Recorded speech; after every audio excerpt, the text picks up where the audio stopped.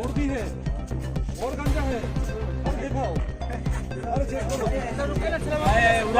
आपने से खुलो खुलो साइड से खोले खोले अपना अपना खोले अपने मोबाइल ना इधर है मोबाइल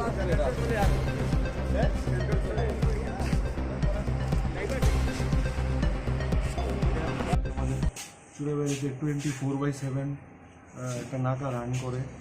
তো এখানে প্রত্যেকটা গাড়ি আমরা চেক করার পরই তারপর গাড়িগুলা ওই রাজ্যে পাড়ি দেয়। তো আজকে নাকা চেকিংয়ের সময় প্রথম আমরা ধর্মনগর করিমগঞ্জগামী একটা ছোটো বাস, তার নাম্বার হচ্ছে AS01FC 2535, ওইটা চেক করে ওটার মধ্যে সন্দেহজনক দুইটা লোককে আমরা ডিটেন করি।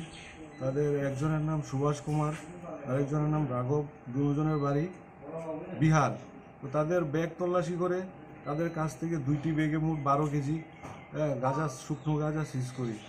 তো তাদের স্বীকারোক্তি বলে নেক্সট বাস যেটা, এটাও ধর্মনগর থেকে করিমগঞ্জে যাচ্ছিল, প্রথম বাসটার পেছনে পেছনে, এটার নাম্বার, দ্বিতীয় বাসের নাম্বার AS24C6171।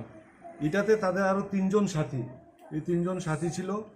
তো ওই বাসটা আটকানোর পর ওই বাসটাতেও আমরা সার্চ করি, ওই 3জনকে আমরা আটকাই এবং তাদের বডি তল্লাশির সময় বডিতে একদম অ্যাটাচ করা, পেটের মধ্যে একদম অ্যাটাচ করা বডি সেটিং, এখানে আমরা 7 কেজি গাঁজা সিজ করি 3জনের কাছ থেকে। কি নাম তাদের? তাদের নাম, একজনের নাম গোলু কুমার, আর একজনের নাম হচ্ছে শিব কুমার, আরেকজন হচ্ছে জিতেন কুমার। এরা সব একই জায়গার বিহারের লোক। হ্যাঁ, এরা ধর্মনগর থেকে এদিকে করিমগঞ্জ দিকে যাচ্ছিল 2টা বাসে করে।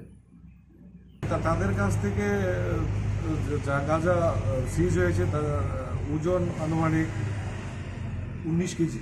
বাজার মূল্য কত টাকা হবে? বাজার মূল্য 4 লাখ টাকার মতো হবে।